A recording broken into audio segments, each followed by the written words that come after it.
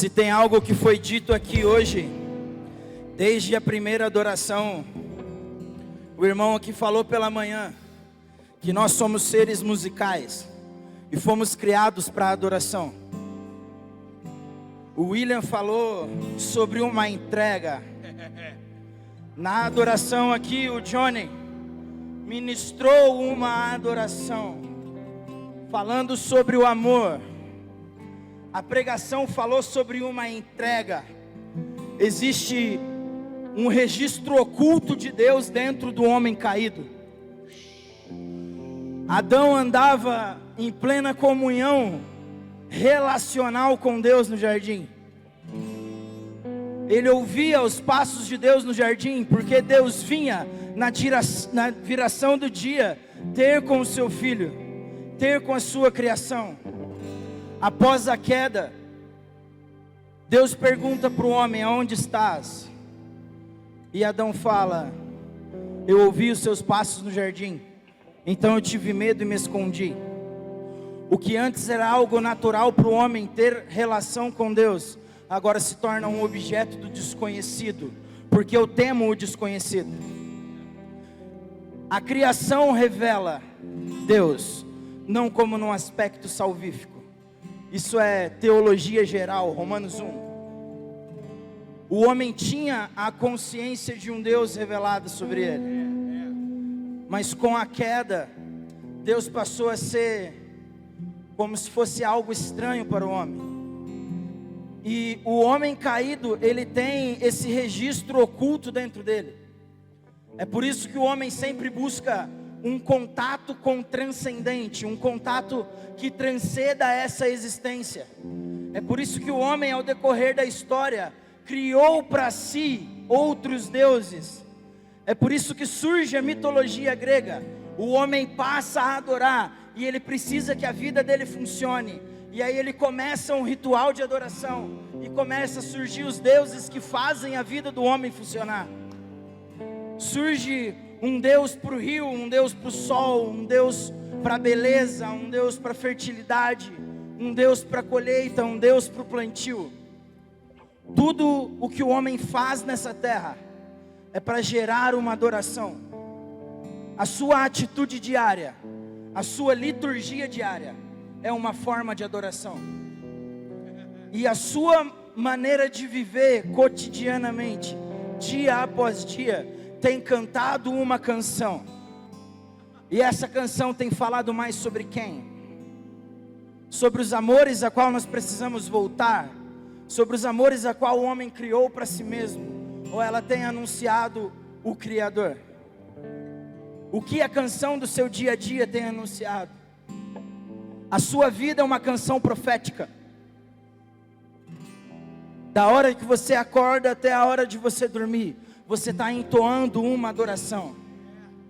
Seja a falsos deuses, seja a deuses criados à sua imagem, seja ao Jesus que você criou para você, ou até mesmo o leão da tribo de Judá, o descendente de Davi, o herdeiro do trono de Israel. O que você tem adorado? O que a sua vida cotidiana tem adorado? As pessoas que caminham com você têm ouvido qual canção? Que fala a respeito do quê? Dos seus amores e dos seus desejos? Ou de Cristo, que deve ser o amor central da vida do homem? Estamos adorando o tempo todo, o tempo inteiro. Temos esse registro oculto de Deus em nós. Esse registro oculto aponta para um Criador maior. É por isso que o homem sempre busca um sentido para a existência. Por que que o homem é um adorador nato? Nós temos o telos, o caráter do desejo em nós, o caráter da adoração em nós. O telos é aquilo que impulsiona a adoração. E aonde está o seu telos e o seu desejo? Aonde está centrado o seu desejo maior? em Deus, o Criador do universo, o sucessor do trono de Davi, o Messias que há de vir, ou nos seus desejos e nas suas paixões? Vou começar.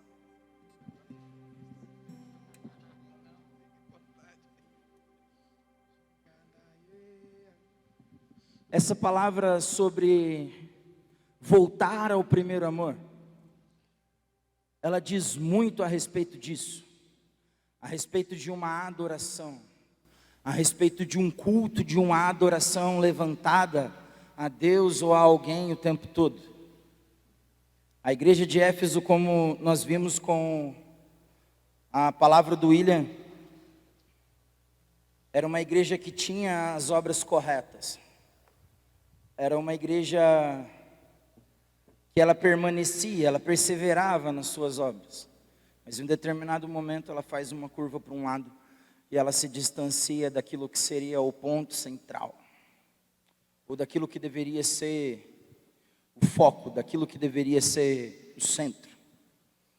E a repreensão do versículo 4 é para encontrar o local onde eu abandonei, trazendo para uma versão Mastras atualizada: procura o caminhão que você caiu e volta,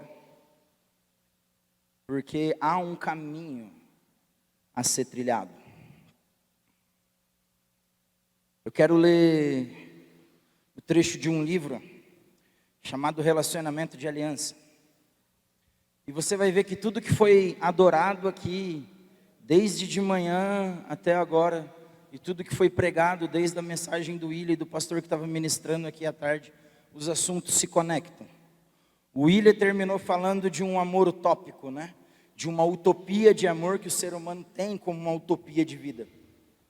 E nós vimos isso na Rede Jovem passada, quem lembra? Nós falamos sobre um mundo ideal, sobre uma utopia de vida que ela é fantasiosa, ela não é real. É o mundo do Ned Flanders, dos Simpsons. Aquele mundinho perfeito, onde tudo funciona bem, onde tudo funciona direitinho. Porque todo ser humano tem uma ideia de um mundo ideal, né? No mundo que eu tenho ideal, se a política fosse mais centrada, nem extrema, de esquerda, de direita, seria um mundo melhor. Se não tivesse o roubo, seria melhor. Se não tivesse a droga, seria melhor. Se não tivesse ideologia de gênero, seria melhor. Então, cada um de nós tem dentro de si um universo utópico, né? Uma realidade inventada, um mundo ideal, né? Os Beatles, né? Cantavam, né? Imagine on the people, né? Imagine um mundo onde as pessoas... Só que se a gente for honesto com esse mundo imaginário perfeito, eu e você não poderíamos morar nesse mundo, habitar nesse mundo. No mundo que eu mesmo crio para mim como um mundo perfeito, eu não poderia habitar dentro dele, porque existe uma maldade intrínseca no homem caído, que vai na contramão do ideal de um mundo perfeito. Então, se você for honesto com você mesmo, você não cabe dentro da igreja perfeita que você sonha. Então, o mundo ideal, ele retira a maldade do homem e o pecado do homem da equação. E o extraordinário do Evangelho é que o Evangelho não exclui a falha do homem. Mas o amor verdadeiro, o amor derramado na cruz, ele conta com o homem caído, mas ele redime o homem caído. Ele restaura o homem caído. Então, William terminou falando sobre esse amor, que é um amor fantasioso. Ele deu o exemplo do filme aqui. Então todo mundo tem para si o que seria um amor perfeito, aquilo que seria um amor ideal, ou aquilo que seria um mundo ideal. E falando sobre amor aqui, eu queria ler um trecho de um livro chamado Relacionamento de Aliança, do Asher Intrater. É um livro que ele vai falar sobre o que é a aliança.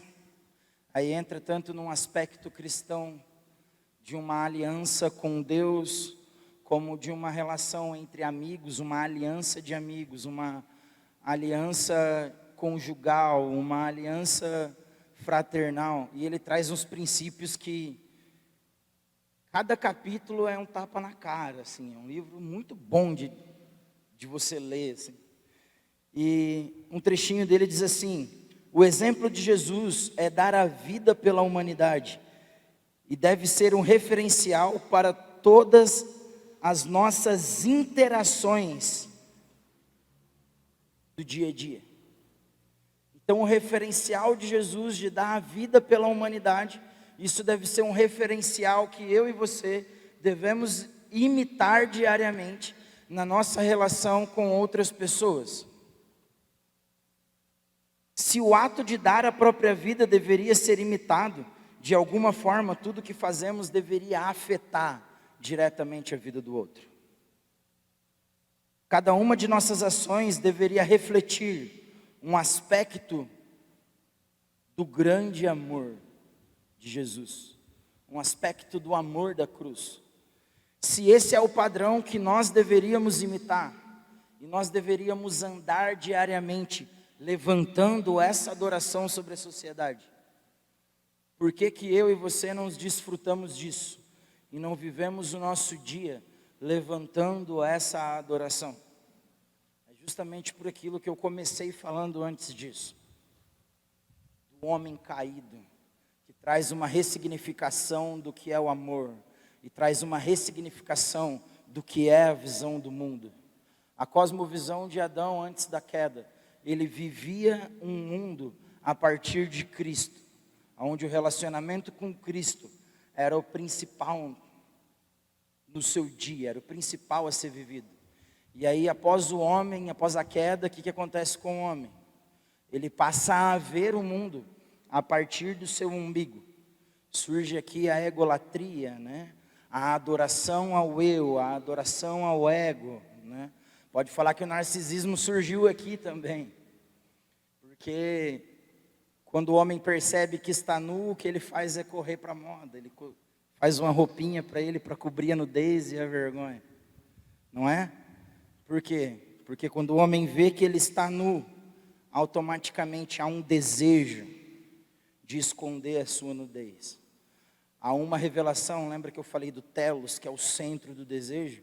O homem, antes de cair, ele não se importava de estar nu no jardim e de se relacionar com Deus estando nu. Mas quando ele cai, automaticamente o que acontece? Ele percebe, ou ele tem a noção, ou o senso do que é a vergonha. Mas voltando à pergunta, por que nós não conseguimos viver e expressar esse amor de Cristo diariamente? Esse amor de imitar o sacrifício de Jesus em todas as minhas relações. Nós não conseguimos viver e fazer isso diariamente, porque nós não tivemos um encontro verdadeiro com o amor de 1 Coríntios 13, que foi o que o William disse aqui de manhã.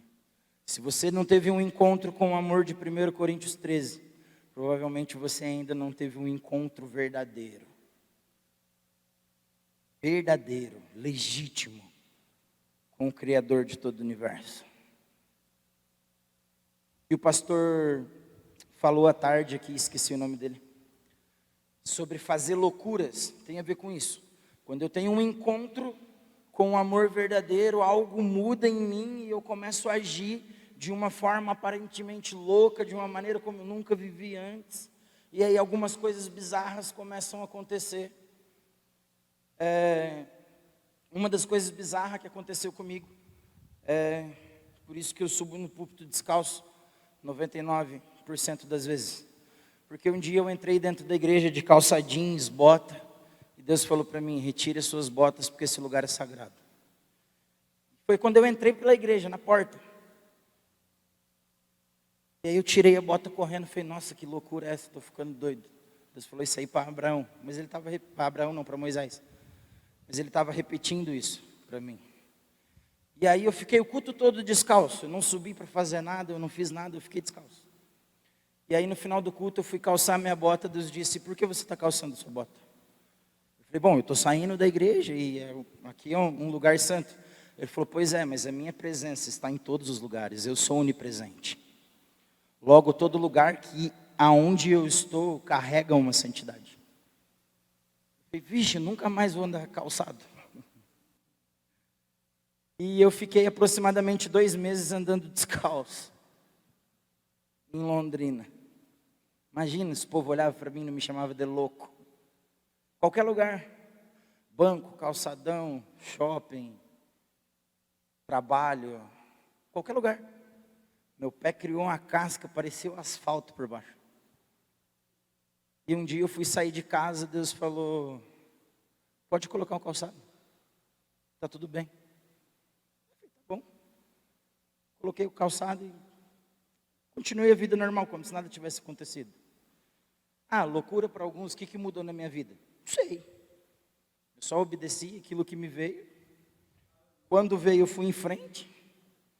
Enfim, se você for ler o livro de João, né? 1 João, ou até o livro de João mesmo ali, depois de Lucas, ele vai dizer que aquele que ama ao Senhor é aquele que guarda os mandamentos.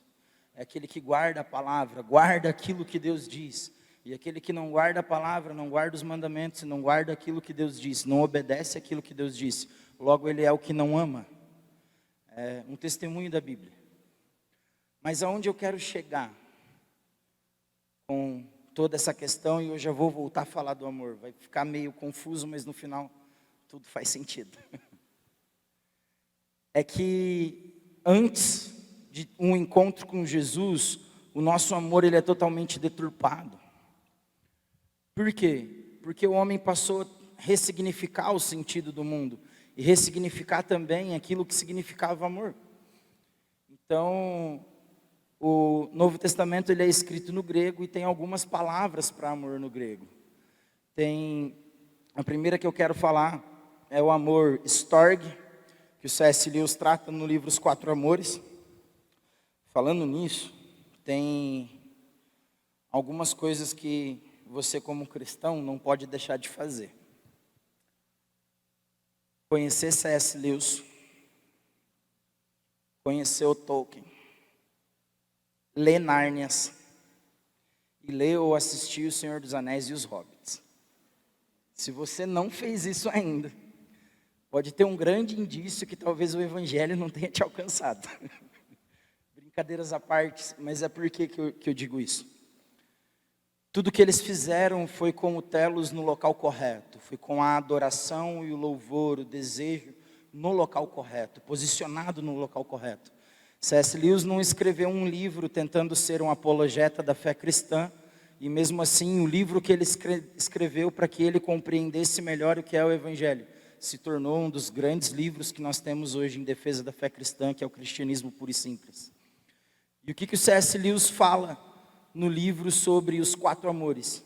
Que o amor, conhecido com a palavra storge, ou storge, ela tem a ver com as afeições. É aquele gostar. Sabe aquele cheirinho de café pela manhã que a gente faz? Então a gente gosta disso. Isso é o storge.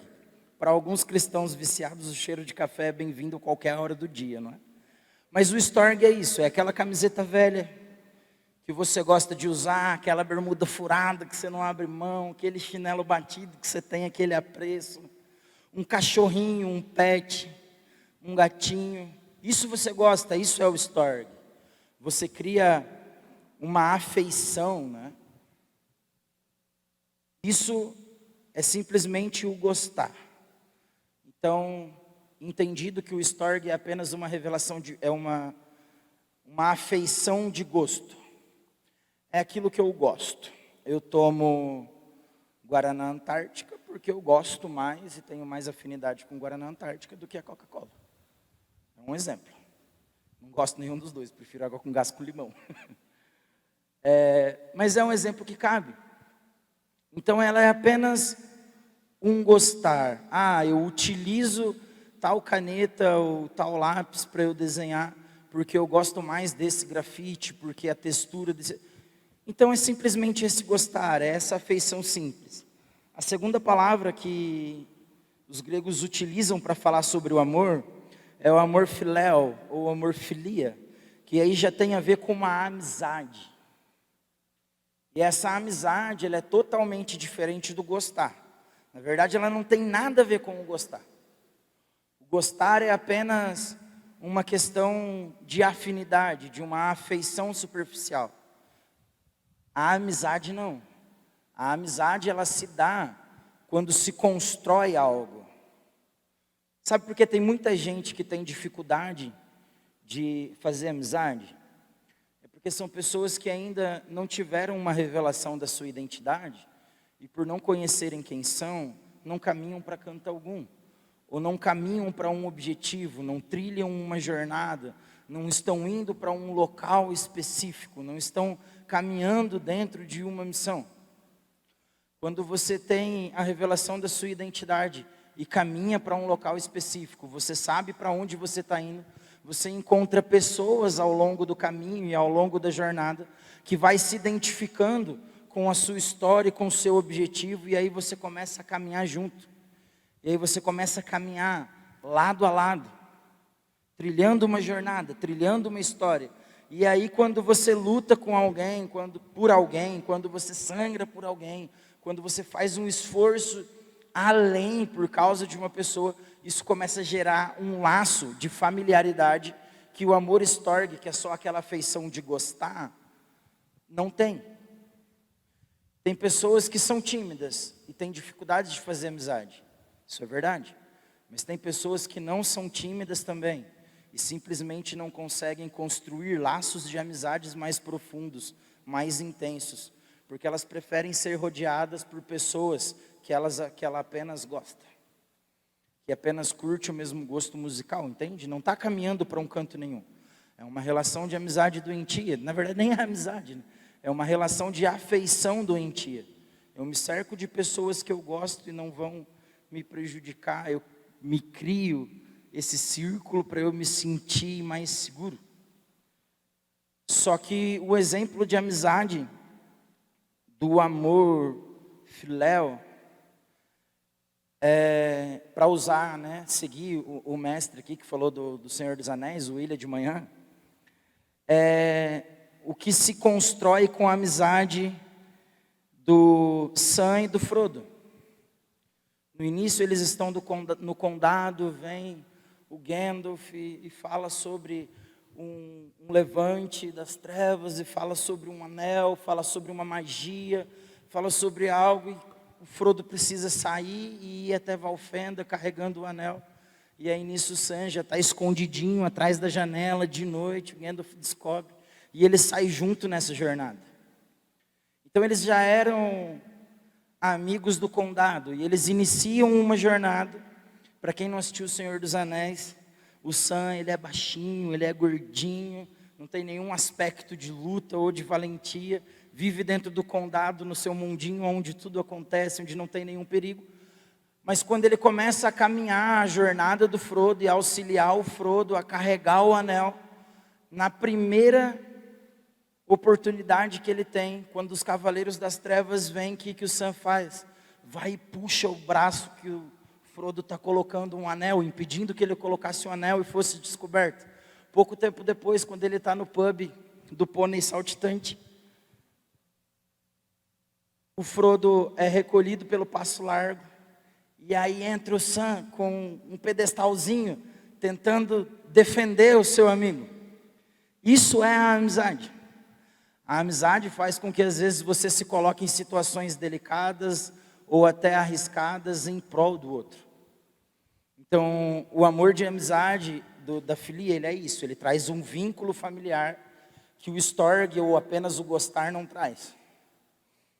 E tem uma terceira palavra de amor que os gregos utilizam, que é o eros. O eros, ele fala do amor venal, daquele amor sexual que gera aquela atração, gera aquele desejo.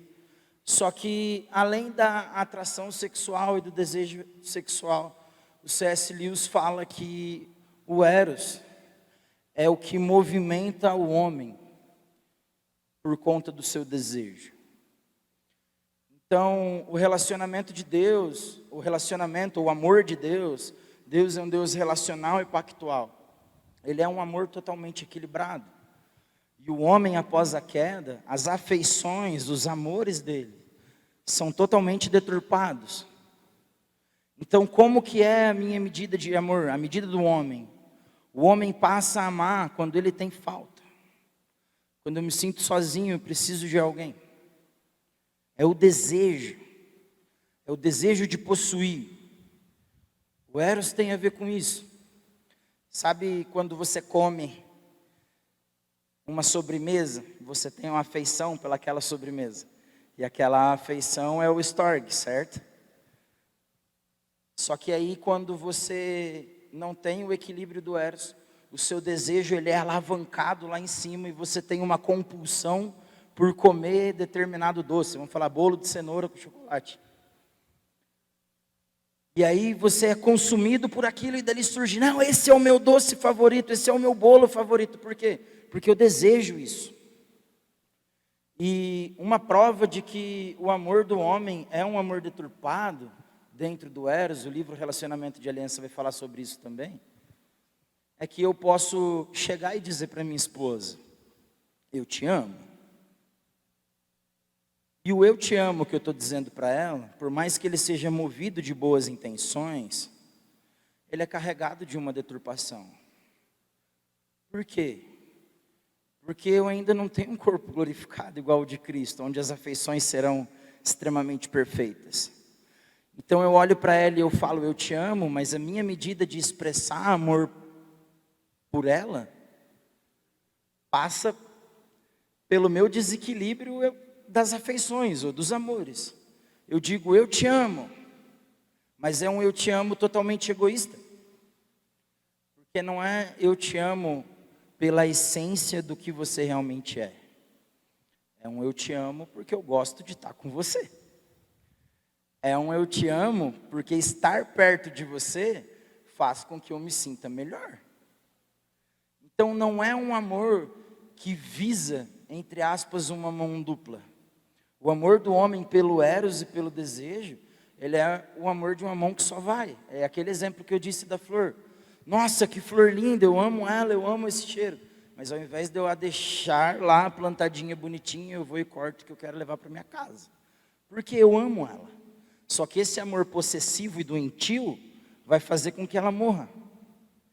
E o amor baseado na comunicação do eros, ele pode se tornar um crime passional.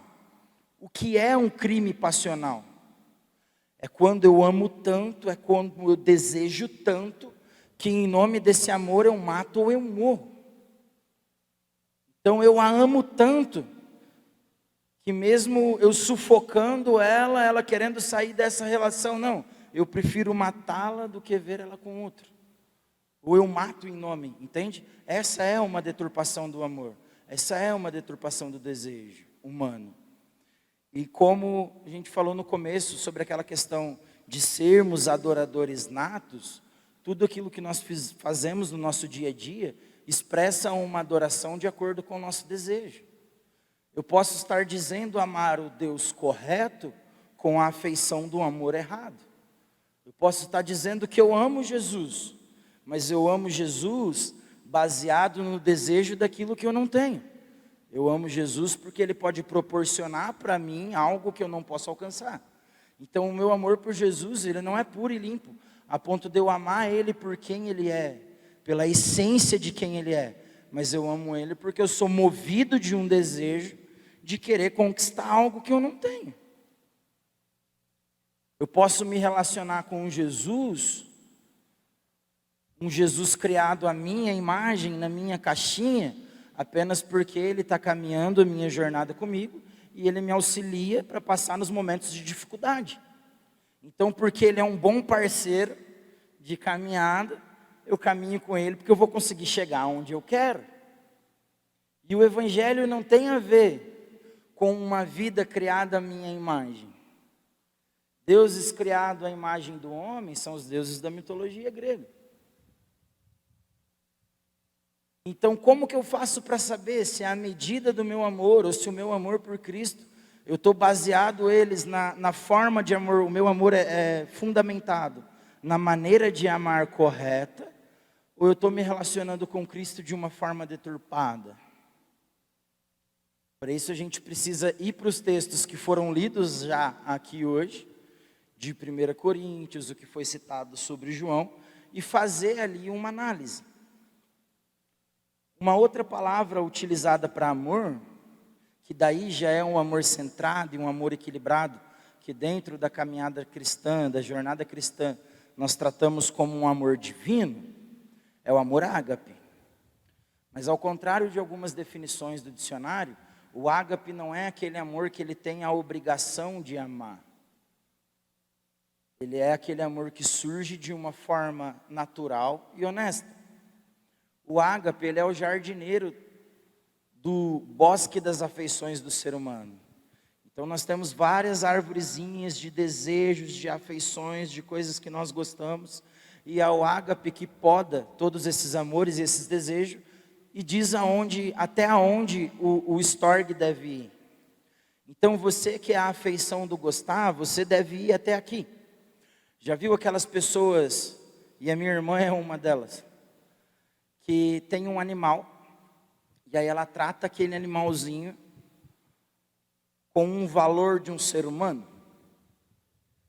É um animal que merece ser respeitado, mas ela trata melhor que muito ser humano, do próprio convívio dela. Ela tem um pitbull, e quando ela sai para trabalhar, o pitbull precisa ir para a creche, porque ele não pode ficar sozinho. Então ela já gasta um valor com a creche.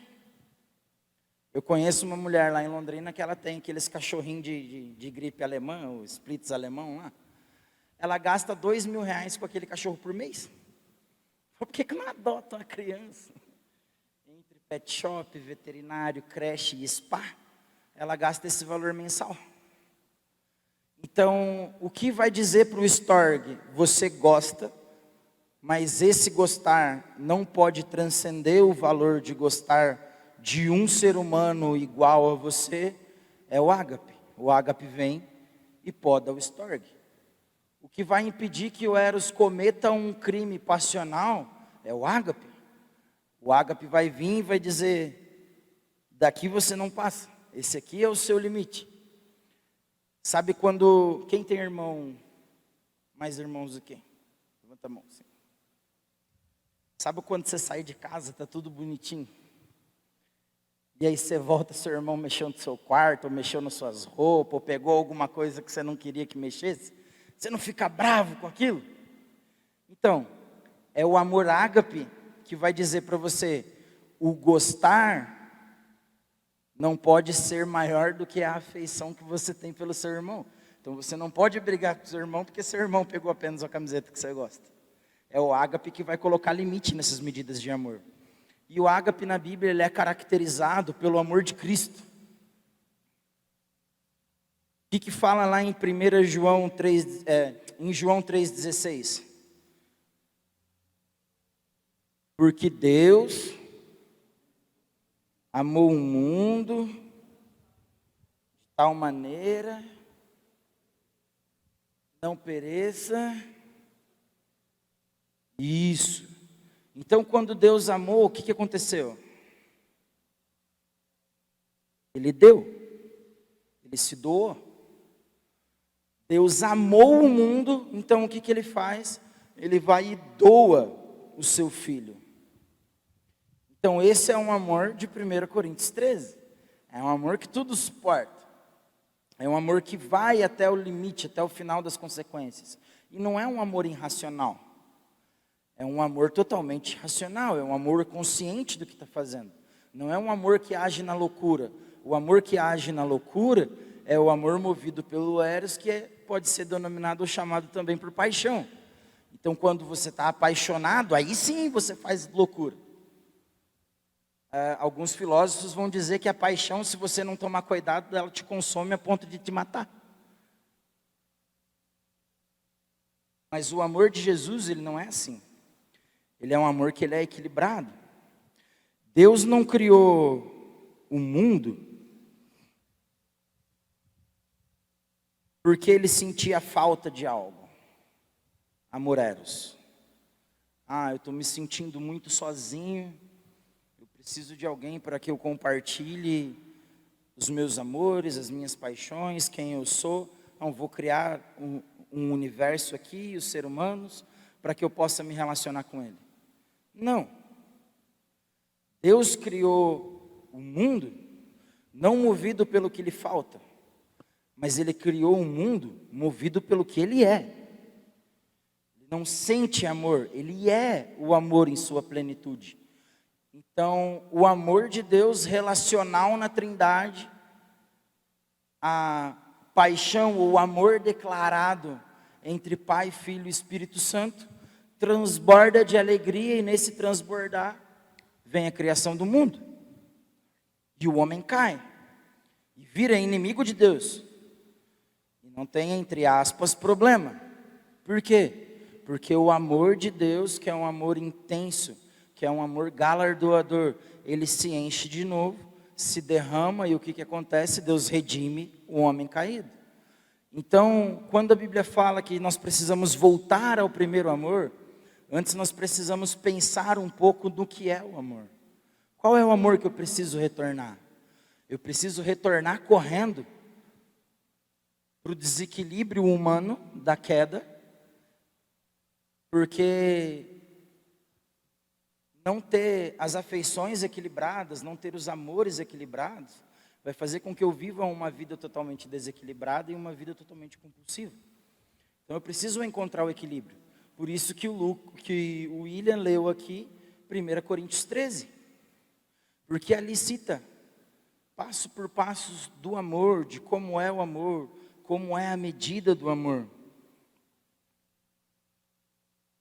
Quando a Bíblia fala que no final dos tempos, né, o amor de muitos se esfriaria, tem a ver com esse vazio que há dentro do homem.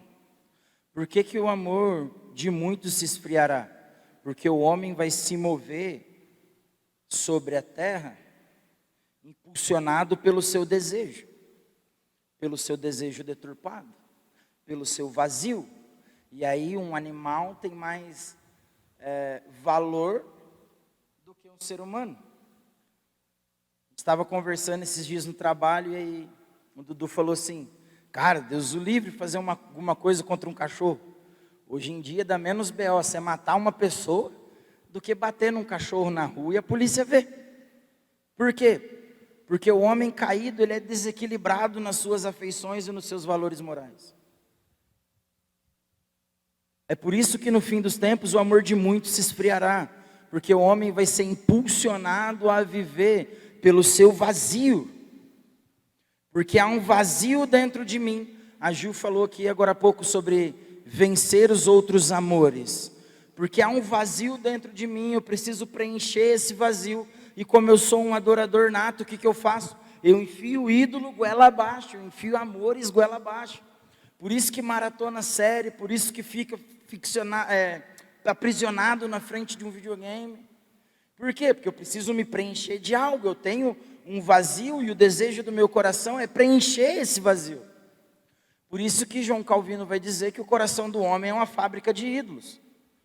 Porque eu posso facilmente pegar algo que tem valor exterior para o homem, um carro, por exemplo, e pegar esse carro e amar ele com uma medida deturpada de amor, e sair do storage, sair da afeição do gostar do veículo, e passar por um desejo de cuidar, um desejo daquilo, e aquele carro se tornar um ídolo.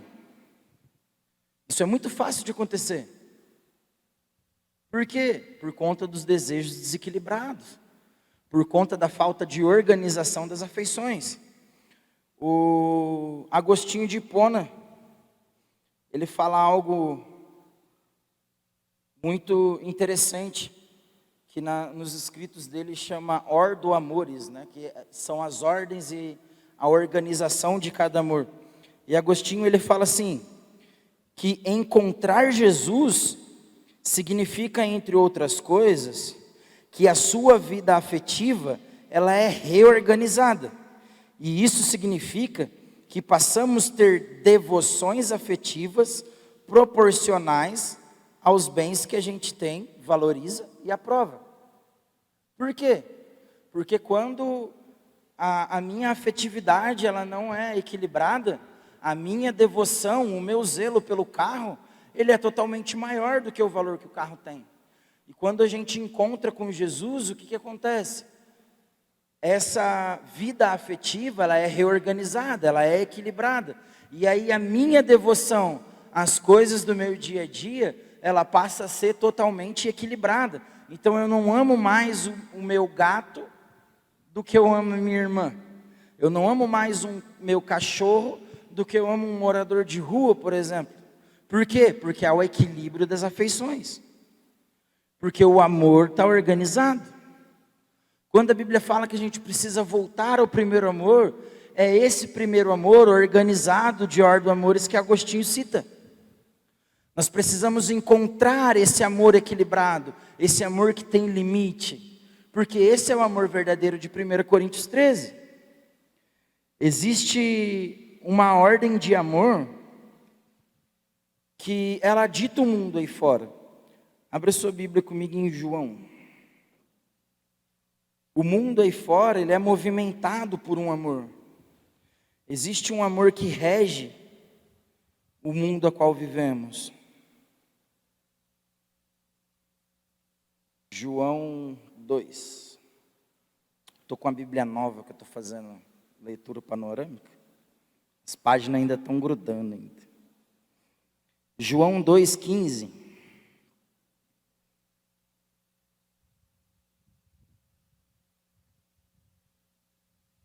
Primeira João 2,15, perdão.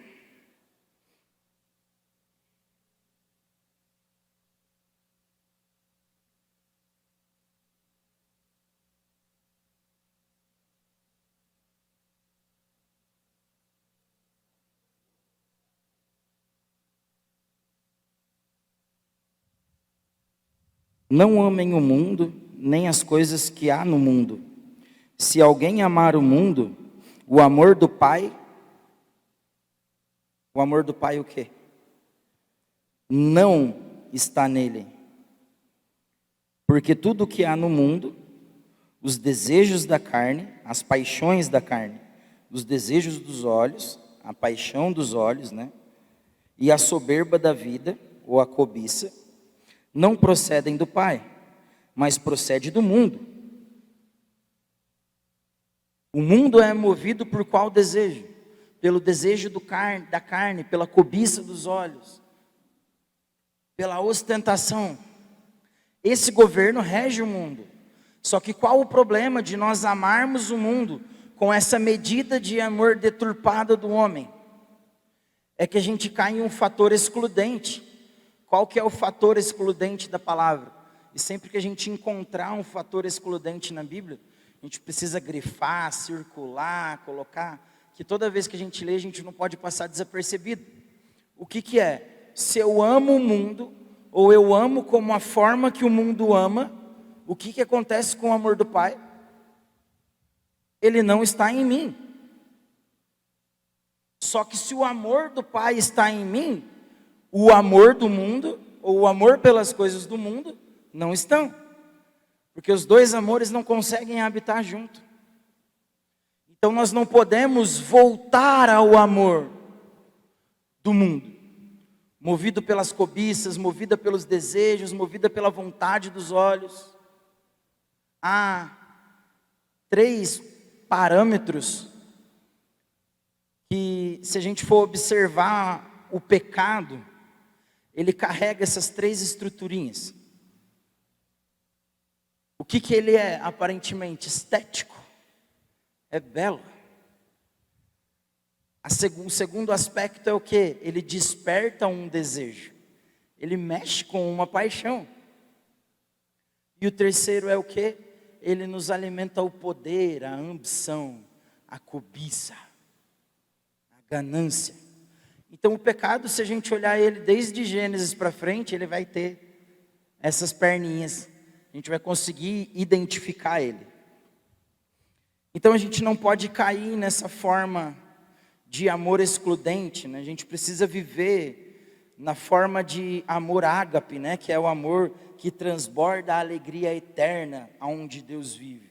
É o amor que traz a transformação ao mundo, não por um motivo errado, uma movimentação errada. Eu posso ajudar uma pessoa na rua com a motivação do coração errado. Eu posso tentar ser generoso e dar ali comida para quem não tem, num sinal, por exemplo, movido pelo meu orgulho ou pela minha soberba. Eu estou fazendo aquilo que é bom e que é reto porque eu tenho. Não porque eu sou generoso e eu simplesmente amo. Então, voltar ao primeiro amor tem a ver voltar sim aos desejos. Deus quer sim habitar com uma noiva, aquilo que nós cantamos aqui. Deus quer sim encontrar a sua amada, porém Ele não é movido pelo que lhe falta, Ele é motivo pelo que Ele é amor.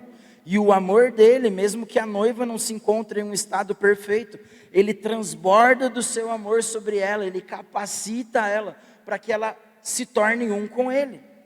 Então o amor de Deus, ele não é um amor doentio, onde Ele retira, eu preciso retirar, eu preciso tirar, eu preciso extrair aquilo porque eu não tenho. Não, Ele é um amor que Ele pega o caído, Ele pega o debilitado, Ele transborda do seu amor, Ele transborda da sua alegria, Ele nutre aquela pessoa para quê? Para fazer com que aquela pessoa se torne um com Ele.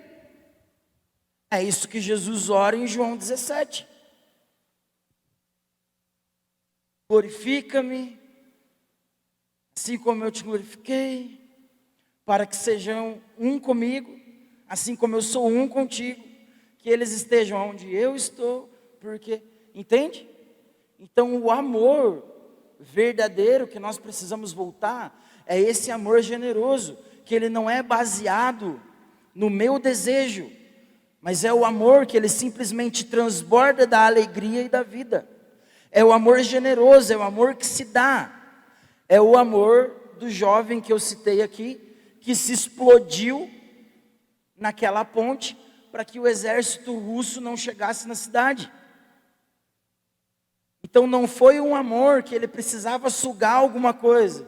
Ele falou, não, eu amo. E porque eu amo, eu me dou. Esse é o amor. 1 João 3,16 vai dizer o quê? Que nisso conhecemos o que é o amor, assim como Cristo deu a sua vida por mim, por nós. Agora o que precisa acontecer? Eu preciso doar, eu preciso dar a minha vida pelo meu irmão. E uns versículos antes ali, no versículo 11, versículo 12, vai dizer que aquele que não ama o seu irmão, com esse amor genuíno, com esse amor galardoador, com esse amor generoso, ele permanece na morte, ele não passou para a vida ainda. O que é permanecer na morte? Eu permaneço sem Cristo, sem a organização dos meus amores, eu me encontro ainda em um estado de perdição, por isso eu amo de uma maneira totalmente deturpada. Muita gente pensa, como pode as coisas no mundo estar acontecendo, estar vivendo dessa maneira? Como pode um matar o outro por causa de uma antena? Teve uma briga por causa de uma bicicleta. Como pode um caso de estupro? Você viu fulano de tal? Por que pode? Não estou dizendo que eu concordo com esses atos, mas por que esse ato é algo natural dentro da realidade do homem caído? Por que isso acontece na realidade do homem caído? Porque todas as afeições do homem caído está movendo o mundo. Todos os desejos errados, todos os amores errados, todas as compulsões erradas. Sabe como que um viciado pode viver dentro da igreja sem experimentar o amor de Cristo? Sou aqui um viciado, sei lá, uma droga qualquer aí. E aí, eu preciso me livrar do vício. Você já viu aquela pessoa que parou de fumar, mas chupa 2 pacotinhos de house no dia? Mastiga house como se tivesse... É por quê? Porque ele trocou a compulsão do fumo pela compulsão na bala. Ele só substituiu o desejo e o amor. Então o que pode acontecer com um homem caído sem um encontro genuíno com Cristo? Eu substituo a compulsão de algo mundano e coloco dentro de uma roupagem bonitinha, e agora eu gasto essa compulsão para fazer as coisas na igreja. Mas se ele não teve um encontro genuíno com Cristo, ele vai viver nesse divino fingimento durante muito tempo e não vai ter a vida restaurada. Porque o amor genuíno, ele não é um amor compulsivo. Ele não é movido pela impulsão. Ele é um amor sólido. Ele é um amor racional. É calculado antes. Você acha que Jesus sabia ou não sabia o que ia acontecer com ele na cruz? Você acha que Jesus foi movido a um impulso, a uma compulsão para a cruz? Por que ele estava orando lá no monte? Se possível, passe de mim esse cálice. Todavia seja feita a sua vontade. Mas Jesus queria ir para a cruz? Jesus queria sofrer? Ele estava dizendo, todavia passa de mim esse cálice. Se não tiver outro jeito, seja feita a sua vontade. Mas o amor dele fez o quê? Que ele permanecesse fiel. Então, uma medida de amor, ou o amor que nós precisamos retornar, é para esse amor ágape, é para um amor fiel, é para um amor leal, é para um amor sincero, é para um amor verdadeiro, é para um amor que não deseja nada para si, mas se doa inteiramente pelo próximo, ou se doa inteiramente pelo irmão. Nós estamos fazendo a leitura panorâmica, e algo que também foi falado aqui, é sobre a entrega, né? O pastor falou aqui sobre matar o dragão de tarde, né? E falou sobre entregar, fazer sacrifícios, render mais ao Senhor. Na adoração aqui também foi falado sobre uma entrega ao Senhor, sobre um se lançar na presença, um se jogar nesse amor. E a gente está fazendo a leitura panorâmica, e tem algumas coisas que chamam a atenção na leitura panorâmica. Em Êxodo, entramos em Levíticos, aí vamos firme e forte vencer Levíticos, não vamos voltar a ler Gênesis por causa de Levíticos. Marcos 12, um escriba pergunta para Jesus qual era o maior dos mandamentos. E aí Jesus responde para ele: amar a Deus sobre todas as coisas e amar o teu próximo como a ti mesmo. E aí o escriba responde algo para Jesus que faz Jesus prestar atenção. Jesus fala, opa, esse cara entendeu algo. Aí o escriba vai e fala para Jesus, respondeste bem, é verdade.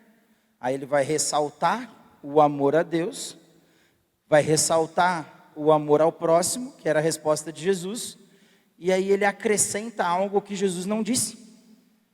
Ele fala que esse amor é superior aos holocaustos, é superior aos sacrifícios.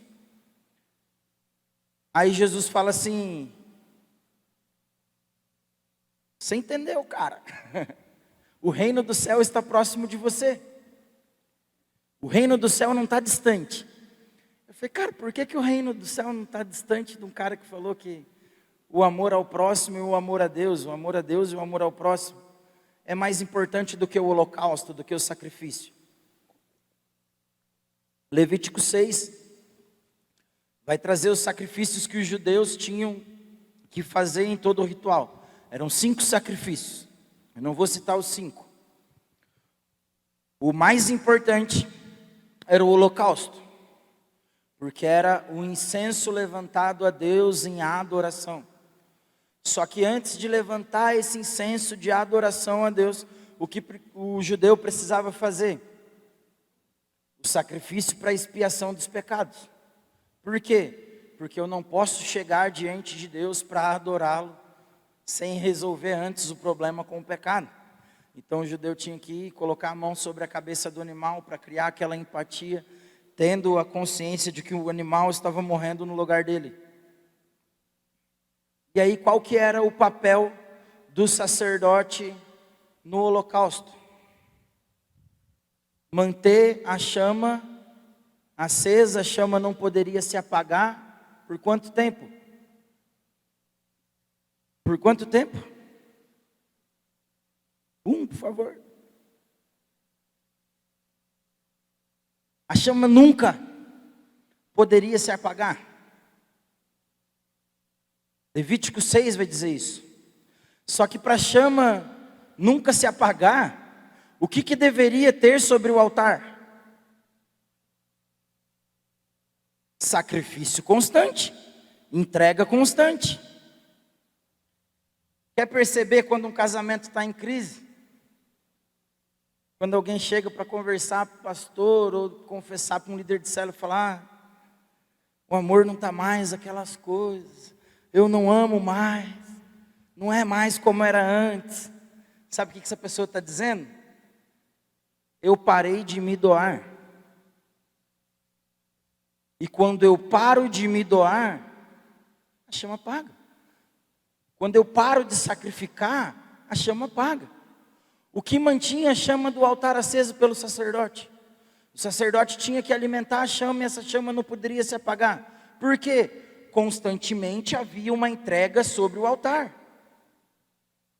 E o que seria voltar ao primeiro amor, para que a chama do candelabro não fosse retirada? O que seria voltar ao primeiro amor? Se incendiar de paixão, queimar de amor, ter essa chama viva dentro do meu e do seu coração. Seria nos doarmos a Deus ainda mais, entregar a Deus ainda mais adoração, entregar a Deus ainda mais louvor. Através do quê? Através do sacrifício. Só que agora não é o sacrifício de ir matar o animal e consumir. No holocausto era o único sacrifício que a oferta deveria ser consumida por inteiro. O sacrifício agora tem a ver comigo voltar ao meu primeiro amor e entender que eu preciso me doar pelo meu irmão, me doar pela minha igreja, me doar pela minha esposa, me doar pelos meus amigos, dentro desse amor honesto, dentro desse amor equilibrado. Isso é uma entrega. Foi o que o pastor disse aqui hoje à tarde, em outras palavras. Volte ao local secreto e continue se entregando, continue sacrificando o seu tempo, continue orando todos os dias, e você vai ver se com o tempo o seu coração não vai queimar de novo, se ele não vai se incendiar de novo, se as coisas não vão voltar a acontecer na sua vida de uma forma diferente, se o seu relacionamento com Deus não vai ser mais intenso. Ele vai ser mais intenso. Por quê? Porque a chama voltou a queimar, porque você passou a se sacrificar mais, você passou a oferecer mais louvor a Ele, rendição a Ele. É esse amor que nós precisamos voltar. Para perceber se eu tenho a medida do amor de Deus, eu preciso olhar o quanto eu me dou pelas pessoas, o quanto eu me dou pela causa dos meus irmãos, o quanto eu me dou e eu participo das causas e das ações da igreja. Quanto mais você se doa de uma forma consciente e sem esperar nada em troca, é uma prova de que você entendeu e o seu amor amadureceu um pouco mais. A Ju leu aqui Cantares, mas o amor da noiva de Cantares, ele nunca foi conforme a Ju leu aqui no capítulo 5. No capítulo 1, o amor dela é totalmente imaturo. É um amor apenas de estorgue, apenas de gostar. Ela tem apenas uma afeição, ela ainda não ama, ainda não há o coração disperso. O noivo chega e diz: vem comigo, minha noiva. E ela fala: não, eu não vou pelas colinas, tal. Aí o noivo vira as costas e ela fala: o meu amor, o meu amado é meu. Olha aí a possessão. O meu amado é meu, ele não pertence a mais ninguém. E aí ele vem, faz outro convite, o amor dela amadurece mais um pouco. Aí ela já fala: o meu amor, o meu amado é meu, mas agora eu também sou dele. Então ela já está encontrando, já está saindo do gostar, já está saindo do estorgue e já está entrando aqui dentro das afeições familiares, do filéu. Então agora eu já pertenço a ele e ele pertence a mim. Já tenho um ombro a ombro. E a história continua se desenrolando em Cantares. Ela amadurece o seu amor mais um pouco. E aí, qual é a declaração de amor que ela faz? Eu sou dele e ele é meu. Já mudou um pouquinho. Inverteu a ordem. A prioridade agora não é o que eu amo, é o que ele ama. E aí vem mais uma chamada novamente. Ela recusa novamente. Acontece o que a Ju falou. Mas ali ela já estava movida pelo eros, movida pelo desejo. Quando ela vê a mão do noivo passar na fresta da porta, o coração dela palpita, o corpo dela se estremece, ela levanta e sai correndo atrás dele, movida por um desejo. Só que aqui já não importa mais como ela se encontra, porque ela já não pensa mais em si, Por quê? Ela foi consumida pelo amor que se entrega. E agora não importa se eu apanhei, se eu fui abusada, se eu estou nu. O que importa é que eu esteja na presença do meu amado e que o meu amado saiba que eu o amo. Entende? A progressão do amor, a maturidade do amor e o equilíbrio. E quando chega no final, a declaração dela, próximo ao capítulo 8, ela é ainda mais entregue, ela é ainda mais dentro do ágape. Por quê? Porque além dela declarar o amor pelo noivo, por quem ele é, ela ainda pega e intercede pela irmã dela mais nova, como se fosse um papel de igreja. Ah, mas o que vai acontecer? Não, nós vamos cuidar dela, no capítulo 8. Por quê? Porque houve essa progressão de maturidade intencional no amor, e aí o amor dela se tornou um amor maduro.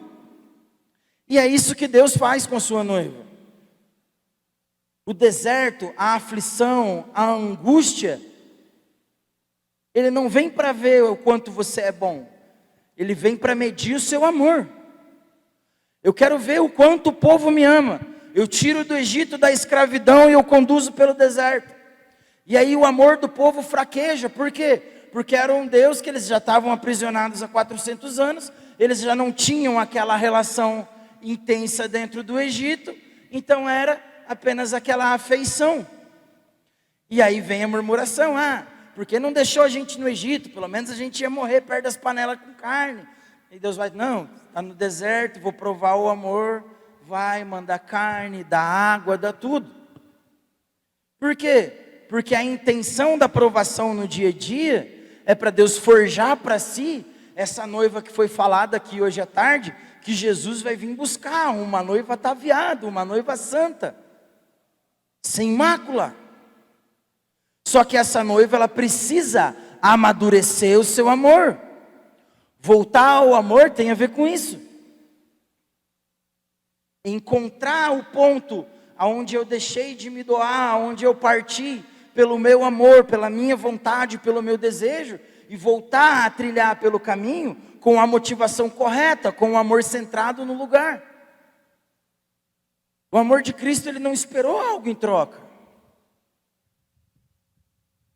Há uma roupagem dentro do cristianismo hoje, que é a roupagem desse amor baseado no ego humano, que é que Cristo morreu para me salvar, e agora a minha vida dá certo. Sendo que o objetivo do Evangelho tem a ver com uma noiva redimida. A salvação do homem não é o ponto mais alto e mais elevado. Jesus morreu naquela cruz por conta do amor do Pai, para glorificar o Pai. Ponto 1.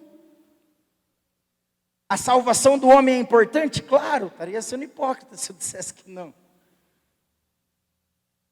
Então, a gente precisa tomar cuidado com essa medida de amor deturpada, porque ela está em todas as esferas da sociedade. Falando em esferas da sociedade, tem uma teologia, que é a teologia dos 7 montes, que ela fala que nós, como cristãos, baseado no nosso umbigo, porque nós somos bons, vamos dominar todas as esferas de influência do mundo e de governo, e vamos preparar um mundo para que Jesus volte. Por quê? Porque nós somos bons. É o amor movido dentro da religião, em cima do ego humano, onde o homem vai dominar o mundo, vai dominar a política, vai dominar a educação, vai dominar a economia, e ele vai redimir um mundo para que Jesus volte a reinar. E não é isso. Nesse mundo tereis aflições. A igreja vai estar passando pela grande tribulação quando Jesus voltar. E Jesus vai voltar para redimir o mundo. Nós vamos reinar com Ele por 1000 anos. Para restaurar essa terra. Então, se a gente não tomar cuidado com essa roupagem deturpada do amor, a gente encontra ela dentro da nossa caminhada cristã, tropeça nela sem querer, e quando a gente vê, a gente está dormindo juntinho. Por quê? Soa bem aos nossos ouvidos. Você vai conseguir. Você vai vencer. Sua vida vai dar certo. Êxodo 34 e Deuteronômio 12 ou Deuteronômio 16, vai falar que ninguém poderia chegar diante de Deus, poderia se apresentar diante do Senhor de mãos vazias. Todo o povo, toda a congregação de Israel não poderia chegar diante de Deus com as mãos vazias. E o que acontece com os nossos cultos hoje? Nós viemos para a igreja diante do Senhor com as mãos vazias, esperando o quê? O que Deus vai falar para mim, o que Ele vai fazer por mim. Sendo que vir ao culto, tem um momento onde nós vamos ser ministrados pela palavra, sim, mas o culto e a adoração é um holocausto, é um sacrifício, é um incenso que é subido e elevado a Deus.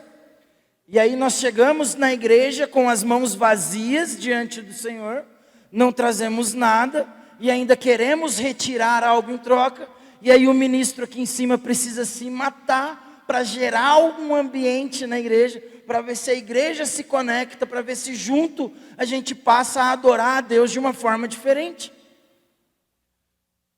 Não seria diferente o período da adoração se nós chegássemos aqui cheios de Deus, se nós chegássemos aqui com a mentalidade, o amor posicionado no local correto, e quando o ministro aqui fizesse a primeira nota no violão, nós fôssemos para cima de Deus, rendendo tudo na adoração, entregando toda a nossa vida a Deus, não seria diferente? Só que se você conversar com qualquer ministro de louvor hoje, você vai ver que tem duas atitudes diferentes num púlpito, numa adoração.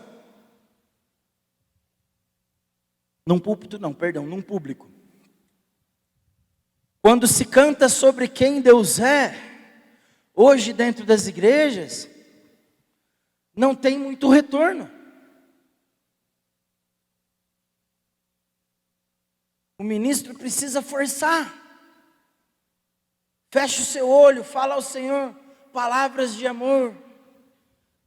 Declara o seu amor a Deus agora. Por quê? Porque a gente chega de mão vazia e quer extrair algo ainda.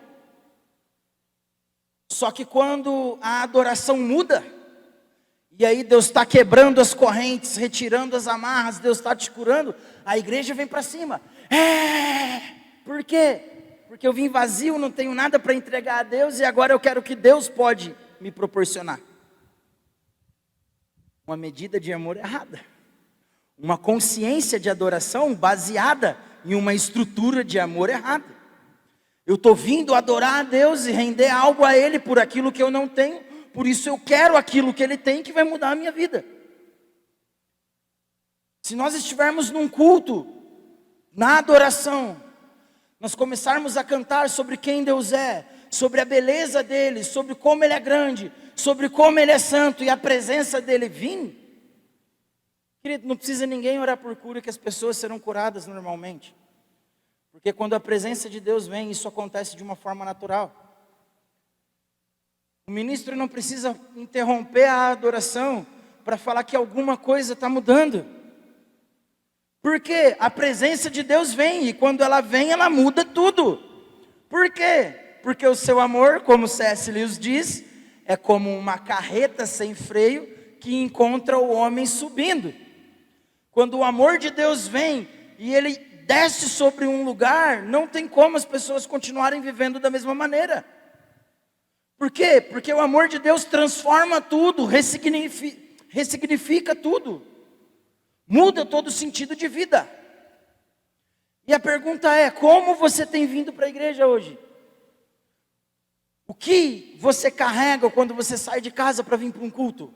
Como está o seu amor a Deus? Como anda a sua generosidade? O quanto você tem se entregado pela sua igreja? O quanto você tem se entregado pelos seus pais, pelos seus irmãos, pelos seus amigos? O quanto você tem sido generoso? O quanto você tem sido misericordioso? O quanto você tem exalado esse amor? O quanto você tem entregue a Deus? O quanto você tem entregado a Deus daquilo que você tem?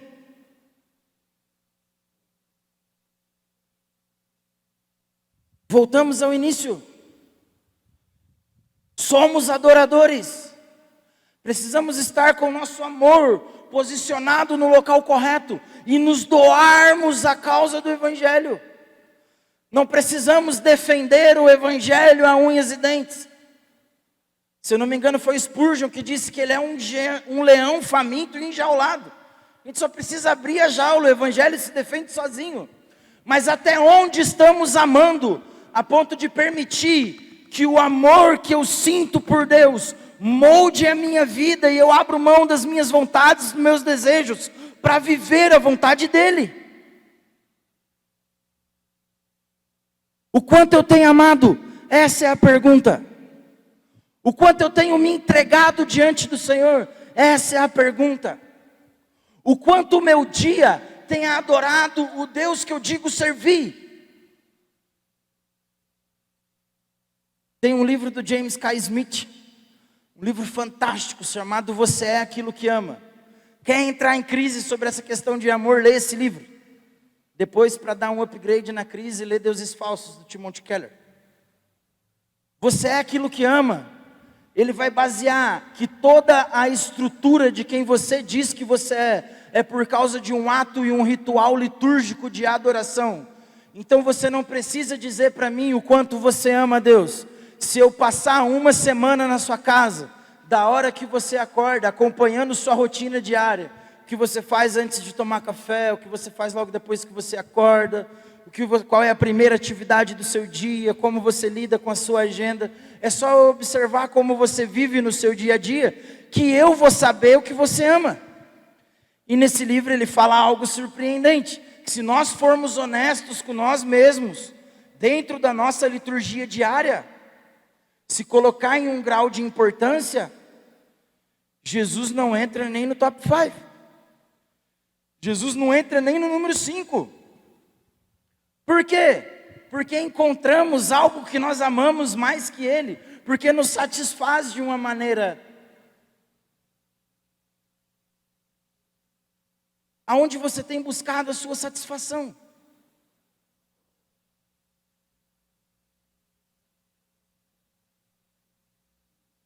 Aonde você tem buscado o seu amor?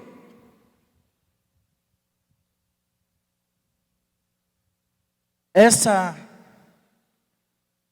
é a reflexão e a pergunta ou a problemática que nós temos que levar para casa hoje. Deus já puxou a minha orelha de manhã, dizendo que eu preciso retornar ao primeiro amor. Hoje à tarde, eu preciso me entregar mais. Eu preciso vencer o dragão e voltar ao primeiro amor. Hoje à noite, aonde se encontra o meu amor? E o que eu tenho amado mais hoje? Porque eu preciso voltar ao primeiro amor, mas o que eu tenho amado mais hoje?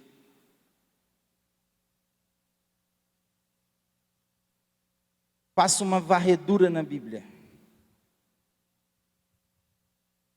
buscando o que Deus fala sobre o amor e como uma pessoa que ama se comporta e se posiciona. Analise o quanto você tem amado. Seja sincero com você mesmo.